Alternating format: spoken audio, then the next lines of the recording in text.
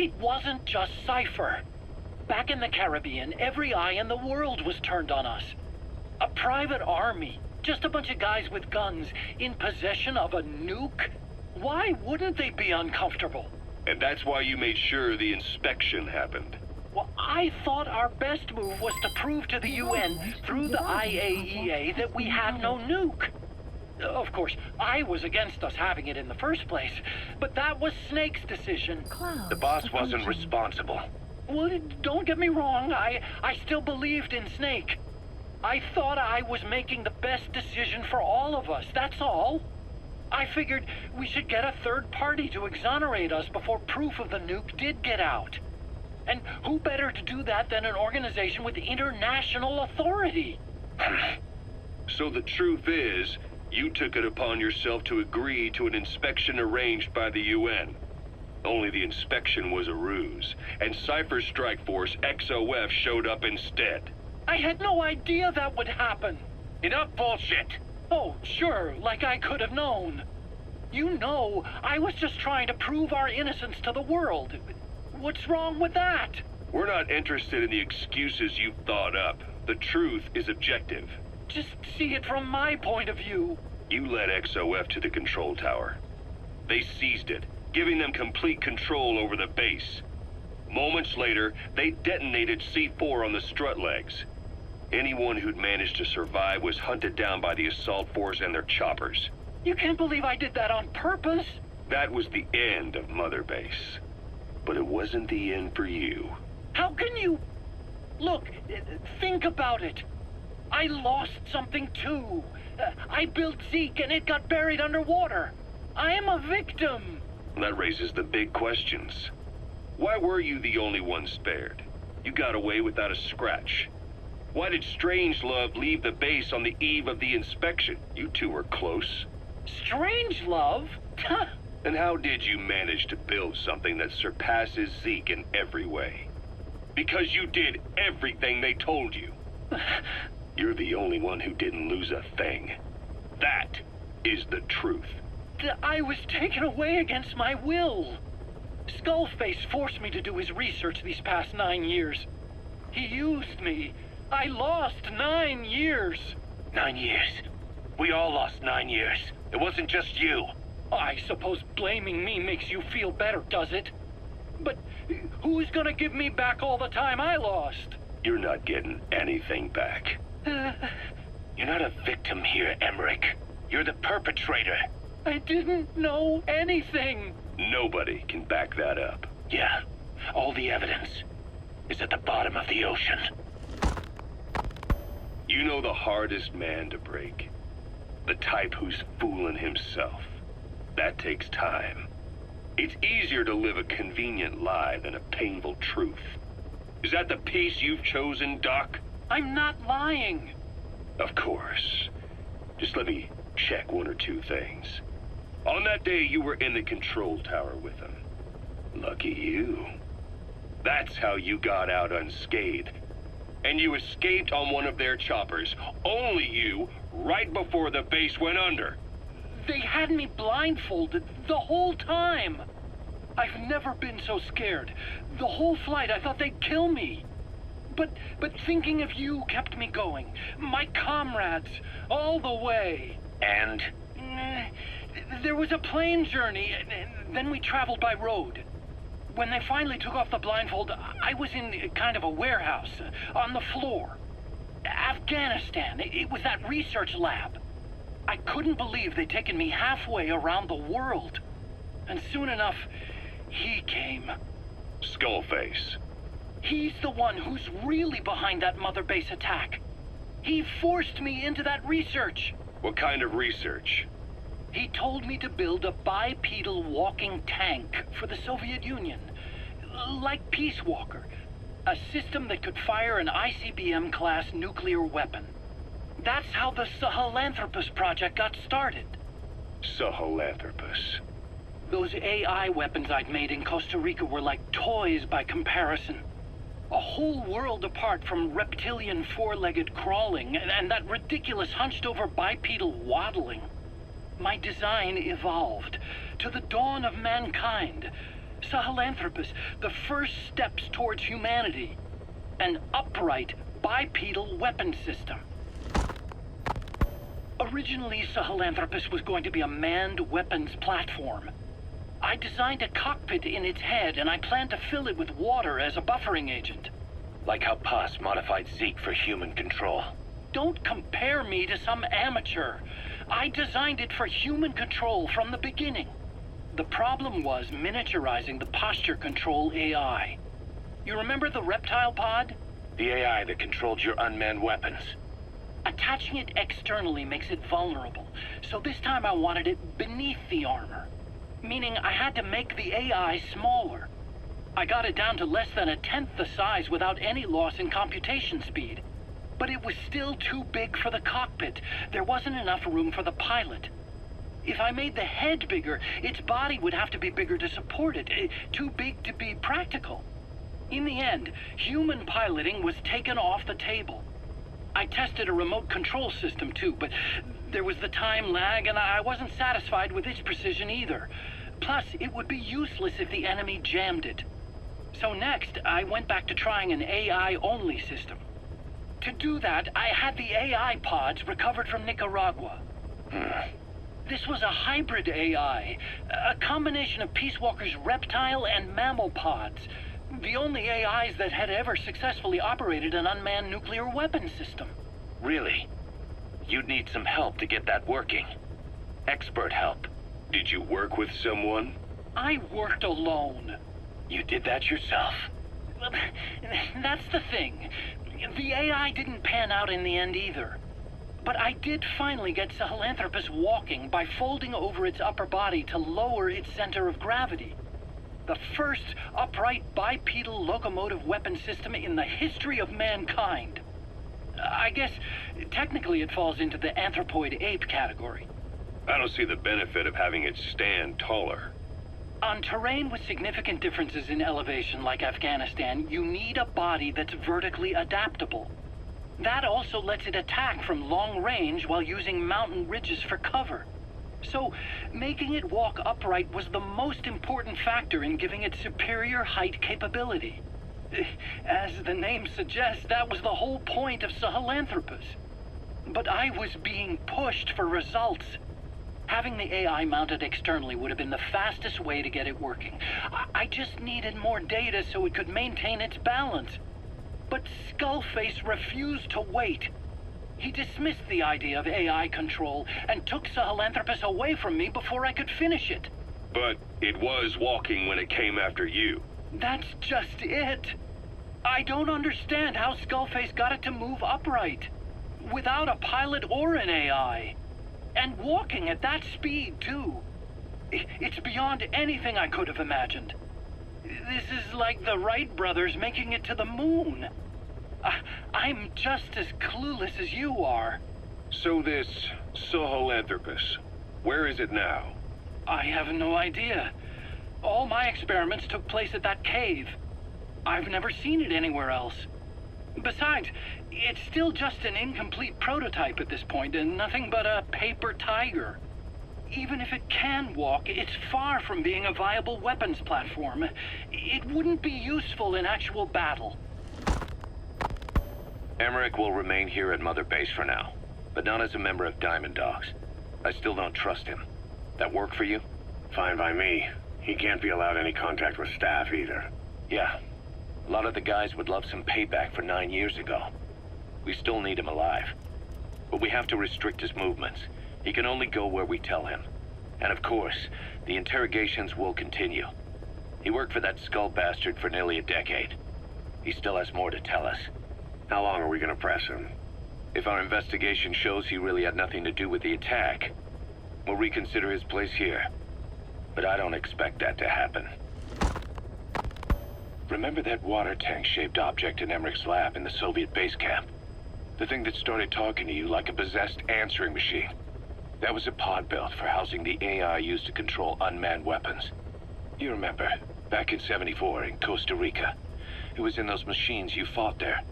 They were designated Pupa, Chrysalis, Cocoon, and Basilisk, and each of them was fitted with an AI unit called a reptile pod. Emmerich created it. It mainly handled the machine's posture control and autonomous behavior. But the Basilisk, aka Peace Walker, also featured a second AI pod. That one was called the Mammal Pod, and it was created by Dr. Strangelove. She tried to recreate the boss's personality through the Mammal Pod, but you pulled out its memory boards. That's when it transferred its own functions to its reptile pod. Just like a human brain compensating for damage by using the remaining healthy parts. The result was a unique entity, a hybrid of the reptile and the mammal. It sank to the bottom of Lake Nicaragua with Peace Walker. But apparently they salvaged it and transported it to that lab. Don't let it deceive you, Snake. It may sound like the boss, but it has neither a personality nor a will. Like Emmerich says, it's just a machine. You called that thing Sahelanthropus. Where does the name come from? Well, several years ago, an excavation team discovered a hominid skull in the Sahel region. Central Africa, the Southern Sahara. Cypher gave the specimen the name Sahelanthropus, Man of Sahel. And then they covered the whole thing up. Why? They probably wanted to monopolize information about human evolution to have a head start in their genetic research. At least, until they had an idea of what they'd found. It was that big of a discovery, huh? Sahelanthropus was a gracile hominid, estimated to have lived about 7 million years ago. What's significant about it is how its skull's foramen magnum faces down. In other words, its spinal column supported its head from underneath. It stood upright. Right. Which would mean Sahelanthropus walked upright 3 million years before Australopithecus, making it the world's oldest human species. Walking upright. I get it. Hence the name Sahelanthropus for your machine. Walking upright was the decisive difference between our ancestors and other anthropoids. Our brains could get heavier once they were supported by the spinal column. That led to the use of tools and the development of complex communication through language. Only man is capable of this. My creation will be the progenitor of all bipedal weapon platforms. And you did this for Cypher? No, not at all. Sahelanthropus is the best proof that I never betrayed you guys. What do you mean? The reconstructed Sahelanthropus skull looked exactly like the skull we used as our logo 9 years ago in the Caribbean. An army without a nation. Outside the world order. The design was based on Pangaea, the supercontinent that existed 250 million years ago, right? Yeah. When the world was a single landmass. That concept's at the source of our strength. I felt the same way about Sahelanthropus. Sure, I was forced to build it under their orders, but I always wanted to put its technology back in our hands someday. That's the reason I incorporated the old insignia into Sahelanthropus's name. Don't you see? That's how much I was thinking about you guys. Oh, I see, all right. I see someone desperate to cover his ass. You can say whatever you want after the fact. But that skull also symbolizes somebody else. Skullface. Snake, you finally came. Just don't record this, okay? Not recording anything. What's this about? What I'm about to say stays between you and me. It's about the weapon to surpass Metal Gear. You know a researcher by the name of Clark? He works in the biotech industry, real advanced stuff. His area is bioengineering, but lately he's also gotten into genetic research. Never heard of him. Well then, what do you know about cloning? I think I've heard enough. Hold on, this is important. Cloning lets you create a genetic copy of an organism. You take the nucleus of one of its cells, and you swap it with the nucleus of an unfertilized egg from another member of the same species. They started out working with plants, but since then they've had success with other organisms, including mammals. It's a hot area for a lot of places right now. Corporations, universities, research groups. There's no shortage of scientists out to get famous and patent their work, with morality taking a back seat. Isn't that a little outside your field? It's got nothing to do with my research. But I thought it might be of interest to you. Cloning, and Dr. Clark, I mean. Go on. Now, this is really highly classified stuff. But I've heard that an American biotech company has successfully cloned a human being. What's more, it happened over 10 years ago. And the researcher behind it was Dr. Clark. You've really never heard of him? I don't meet many doctors. This Dr. Clark is a complete ghost, even to others in his field.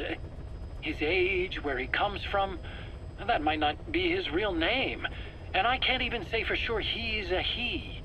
Clark's employer, ATGC, its company motto is embracing your hopes, preserving talent. What does this have to do with me? Cypher. Dr. Clark works for ATGC, and they have connections to DARPA. Cypher couldn't function without the communications network DARPA's built. Meaning, Cypher has to be a part of the Pentagon. Or at least, the two are joined at the hip. DARPA is a driving force behind human cloning. It's a pretty high priority project for them. And this Dr. Clark, some say he's a pivotal player in Cypher. But that's not all. Every cell nucleus in an organism contains the genetic information for that organism. Think of it as a blueprint for life. Clark appears to be working on how to decode this information and rearrange it at will. If you could do that, it would mean being able to custom design human beings for specific purposes. Can you believe that? Suppose for a moment that this is all fact. A man of your talents, if your genetic information died with you, that would be a terrible loss for mankind. But what if mankind could preserve you for future generations by cloning you? All right, enough. I get the idea. Look, I know it's inductive reasoning, but this weapon to surpass Metal Gear they're developing in Africa, I believe it's something that uses this new technology. Speaking as a fellow scientist, it chills me to the bone. That's rich coming from you. If genes serve as our blueprint, then I wonder if they include an impulse that drives us to tweak the design. Can you imagine that? Genes, encoded with information that wants its children to decode it. Is life itself putting the direction of our next evolution in the hands of scientists? I guess it would take some real arrogance to believe that. And yet, it could be what Cypher's after. I think you're barking up the wrong tree. But that was an interesting story. It'd make a good movie. You have to believe me. Where'd you hear all this anyway? Where? I just overheard it in bits and pieces while I was forced to do that research for them. Right. Wait a minute. Look, I want to help you. I want to be of service here. I'm risking my life with this. Is that so? Maybe it's time we brought someone else into the conversation. No, not him. Not Ocelot. You can't do this.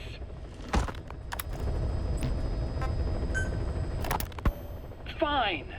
Yes, Strangelove was doing AI research in that lab. Why hide that until now? Okay, so what? I wasn't working alone. You've got to understand. You do understand, right? I didn't want to drag her into this. It's my load to bear, alone. So you didn't create the AI intended to drive Sahelanthropus. It was Strangelove. Skullface was never in favor of AI control. So naturally they argued. Strangelove, she got him angry and he killed her. How? You didn't see it? So you found her inside that pod after the fact. And you just left her body to rot in there. Or perhaps you put her in there afterward. I asked him not to take her away from me. So she was killed by Skullface, but you asked nicely, and he put her body in the AI pod for you. That's right. Pathetic. You know, we have another idea. That you killed her. Me?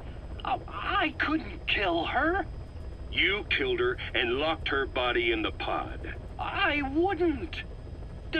Don't treat me like one of you. I can't just kill anyone whenever I feel like it. I'm a normal human being. Oh, I see. So you just shut her inside and waited for her to die. I would never do that. What, you mean she killed herself? Yes. She climbed inside that pod and shut the door. It can't be opened from the outside. It was suicide. Suicide, I said. She killed herself. She got in when I wasn't looking and suffocated. She'd often try to do things like that. By the time I realized and opened the door, she wasn't breathing. I got scared and shut the pod again. I couldn't bring myself to open it back up. That's right. Me? Kill her? What is wrong with you? I see. Just tell me one more thing. Haven't you gotten enough today? Okay, I see it's a painful memory. You don't have to answer, just listen to the question. You see, we examined her remains. She had a scar on her lower abdomen, a surgical scar. It had been stitched up and had fully healed, meaning it was long before her death. She had a child, didn't she? Your child. Where's the kid? How should I know? So there is a child. I've never seen his face. What do you take us for? They took it all. Even my child. I didn't even know he'd been born. I lost everything. How old would he be? It's 4 years since then. And you know it's a boy. Strangelove said so. And his name? We called him Hal, even though I never saw his face.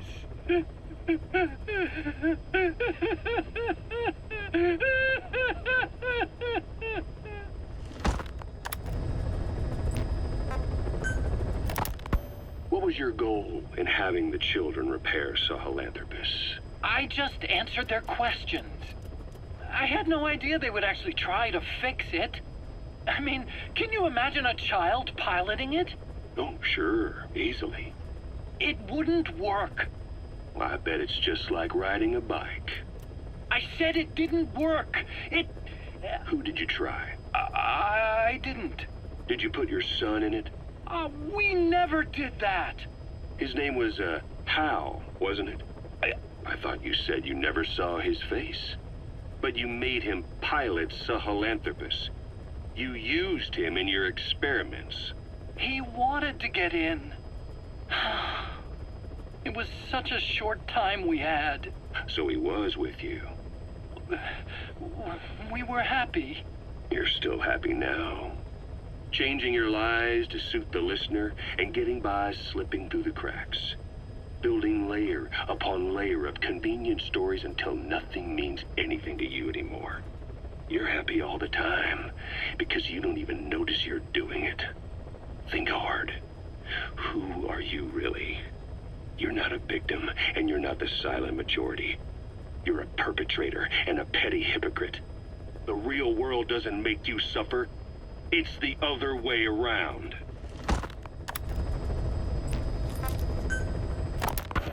Well, Doctor, I have the report on the incident at the quarantine facility. Assuming the vocal cord parasite underwent a mutation. The only plausible explanations are exposure to some high-concentration mutagen or radiation. As you know, some of the staff at the quarantine facility were infected with the parasites. The Wolbachia prevented them from copulating, but the parasites themselves can't be removed from their host's vocal cords. Once you're infected with Skullface's parting gift, you're stuck with it. The researchers regularly used X-ray equipment to monitor the parasites in their throats. No problem there, they kept a close eye on the radiation doses. But that equipment didn't just give off X-rays. It was also emitting beta rays. Even though that's unnecessary for the scans. See, beta rays have far worse effects on DNA than X-rays. Meaning the only logical conclusion is that someone added in a beta ray emitter to trigger a mutation. Those beta rays leaked out from inside the equipment. Because the emitter was retrofitted, the shielding was inadequate. And the person who ordered and inspected the equipment was you, Doctor. That makes you the only person with the opportunity to install that emitter. So now you're saying I sabotaged medical equipment for some wild plan to make the vocal cord parasite kill everyone? Or maybe you thought it'd reveal a way to treat the parasite without using the Wolbachia. And with that much to barter, I suppose some people would welcome even a pathetic cur like you.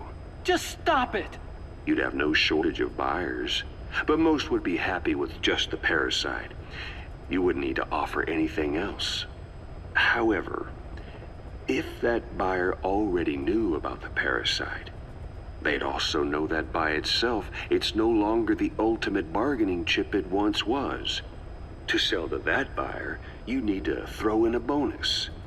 A way to one-up it. There's only one buyer who'd be after that. Emmerich, we record all communications on Mother Base. That includes radio transmissions to and from homemade devices. You've been in frequent contact with people in America. A private biotech company. A client of which is DARPA. And they are connected to Cypher. You made a deal with Cypher. You offered them a new parasite in exchange for your safety. This is the only place in the world where the vocal cord parasite still exists. And you used it as a testing ground. Tried to resurrect their bioweapon. But your plan to obtain the parasite has failed. Your bullshit ends now. And don't think you're leaving here alive.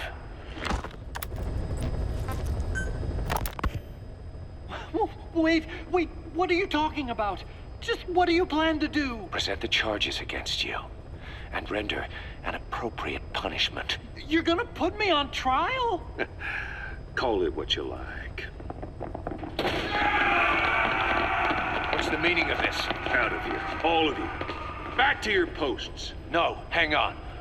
Huey has killed their comrades and interfered with their lives. They've had all they can take. Kill her!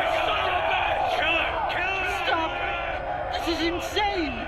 You have no evidence whatsoever. You say you're an army free from government.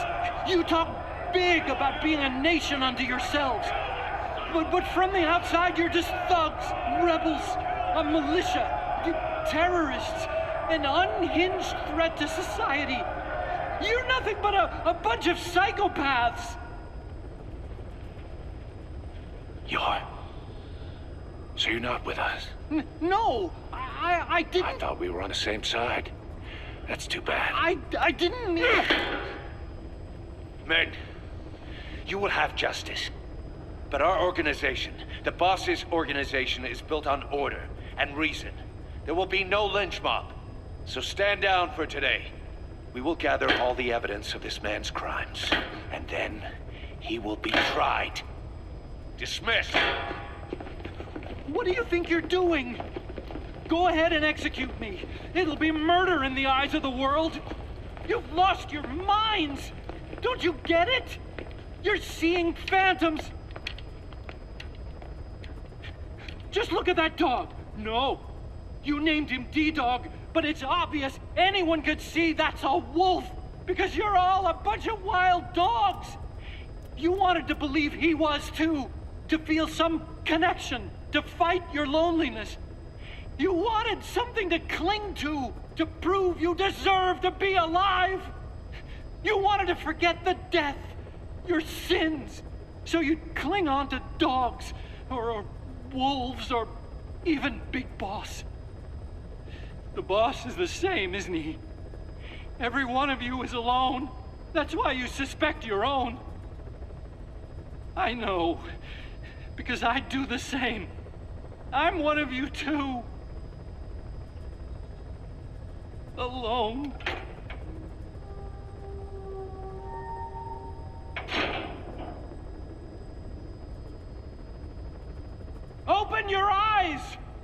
What you're doing is murder! Plain and simple! All you ever create is war! War and violence can never lead to peace!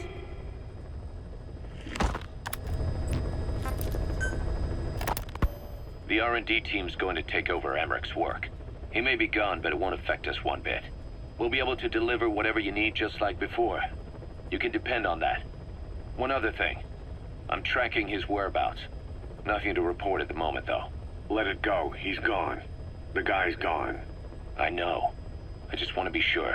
Not like I'm losing sleep over the son of a bitch. Open this thing! Huey! Damn it, Huey! Open it now! Please! Let me out! Kill me. Kill me!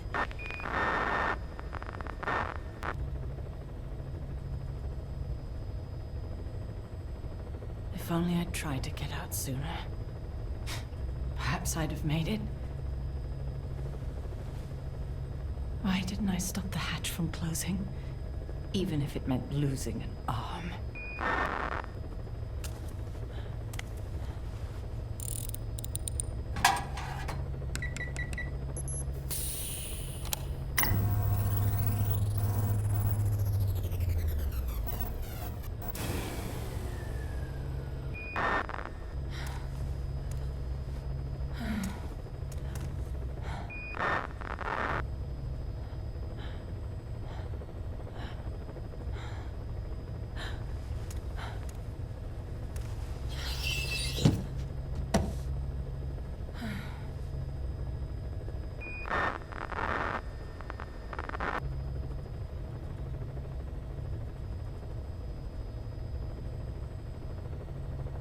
Well, I guess I'll stay a while. My voice, it's so distant.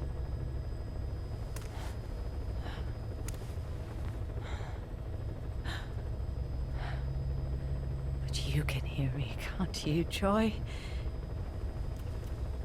I know you can. You're recording all of this. Deep down in some memory board he'll never find. Duplicating it. Burying it under heaps of meaningless code.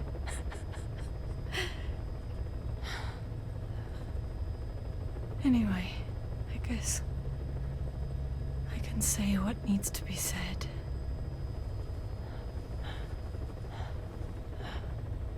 I can still do that much. Talk to you.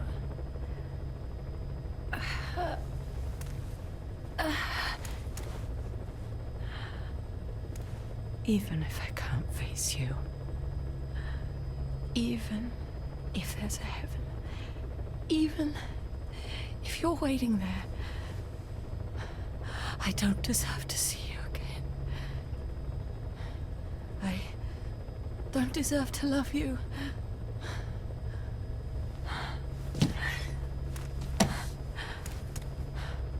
I signed up for Zero's plan. Even now that he's halfway to dead, his plan lives on, leeching away at the world. And it took your strength to make it happen.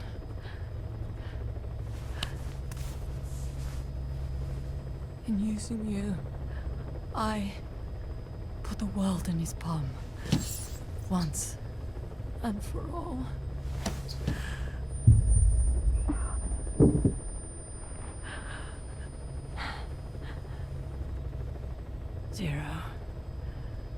Zero, or whoever it is who's taken his name. They found me after the Caribbean. They made me simulate his will, so that even after the body was gone, that will would keep the world turning the way they wanted.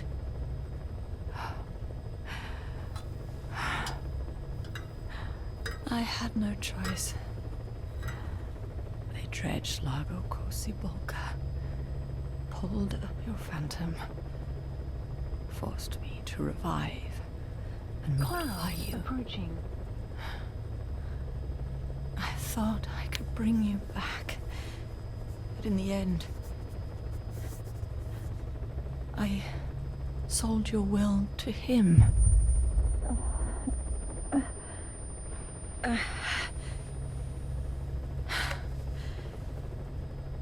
Now this pod is just one big shell. A husk. Your phantom's no longer here. As for me, everything I touch turns to ashes. I could never make anyone happy.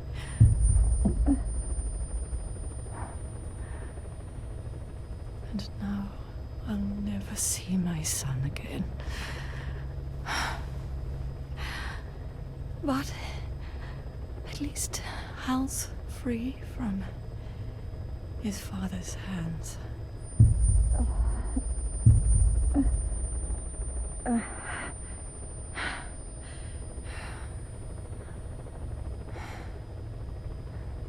Me, with child. Can you imagine? I wonder how you took the news. Were you jealous? I knew what I was doing. If I could pass your will onto a child I carried, my genes, your meme, a father would be irrelevant. If I did that, that child would be ours.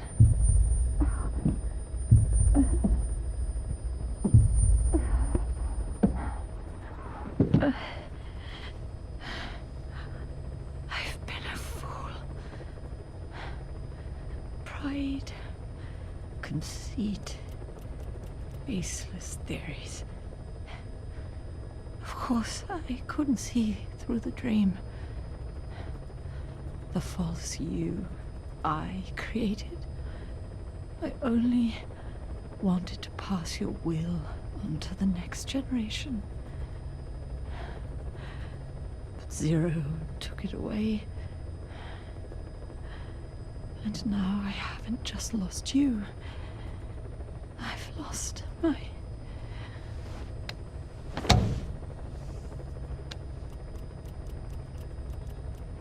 Oh, Hal, can you forgive the mother who couldn't protect you?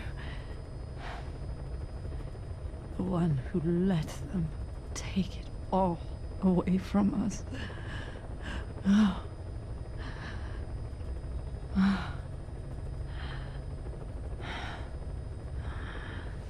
There's still hope. You, the one he took away. He'll never break your will. The will to make this world the way you saw it could be. I buried code, just to be sure. Inside of you, there is an egg. And when someone finds it, when they crack it, there'll be nothing left to stop you. The world you envisioned will become a reality.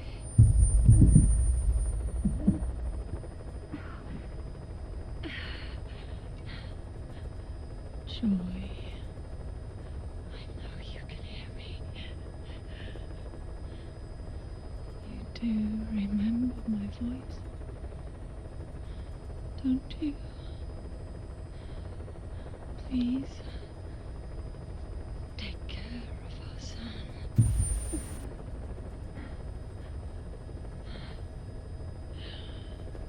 Hal, don't ever be afraid. Whatever happens up there, she'll be watching over you. The system, the framework for your world will protect you. You don't need me. You just need to be strong enough for the both of us.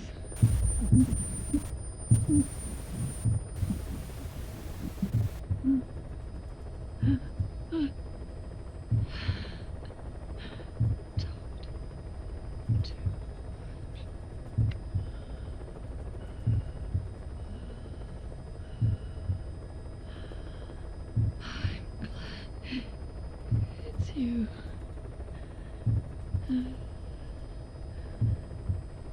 Here at the end, I think I hear your pulse.